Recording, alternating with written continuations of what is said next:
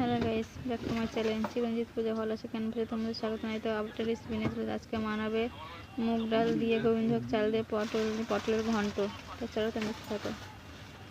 বানাবো পটল দিয়ে, মুগ ডাল দিয়ে, গোবিন্দভোগ চাল দিয়ে ঘন্ট। তো চলো আমি পটলগুলো ততক্ষণ কেটে নিই।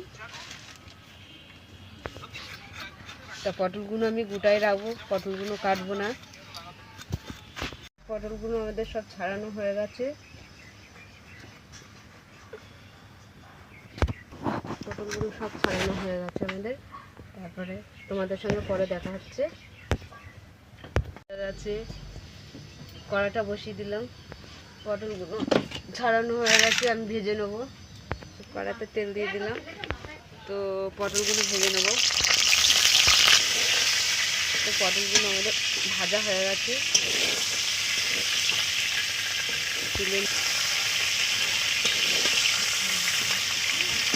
চাল আর ডালটা ভেজে নিচ্ছি, ধোয়া ছিল। ডালটা ভালো করে ভেজে নেবো।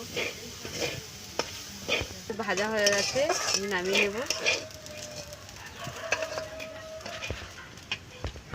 তো কড়াতে তেল দিয়ে দিলাম, পাঁচফোড়ন, দারচিনি, এলাচ দিয়ে দিলাম, লঙ্কা দুটো, তারপর তেজপাতা দুটো জিরে দিয়ে দিলাম, ফোড়ন, শুকনো লঙ্কাটা ভাজা টমেটো দিয়ে দিলাম,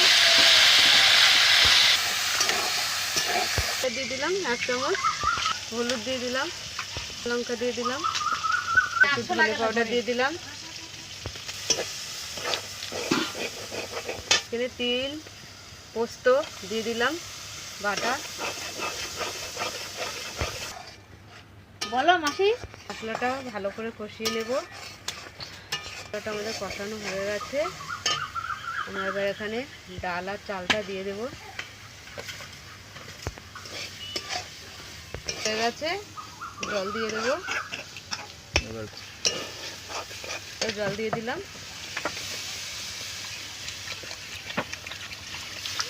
তো স্বাদ মতো নুন দিয়ে দিলাম, নুনটা ভুলে গেছিলাম। ঠিক আছে, আমি এবার পটলটা ছেড়ে দিলাম, কারণ পটলটা একটু সিদ্ধ হবে। ঢাকা দিয়ে দিল, ঢাকা দিয়ে দিলাম। এবার আমাদের একটা বড় কুটুম এসছে, দিদি। অনেকদিন পরে আসলো দিদিটা। এইভাবে তুলে নিও। তো ঢাকাটা খুলে দিলাম।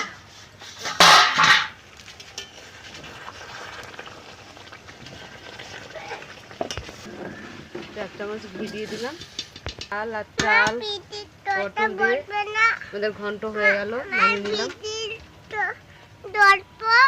পটল, ডাল, চাল, পটলের রেসিপি আমাদের ঘন্ট হয়ে গেছে। তা তোমাদের কেমন লাগলো বলো। ভালো লাগলে লাইক করে দেবেন, শেয়ার করে দেবেন, কমেন্ট করে দেবেন, সাবস্ক্রাইব করে দেবেন, আমাদের পাশে থাকবেন, ভিডিওটা অবশ্যই দেখবেন। আজকের এই পর্যন্ত, টাটা।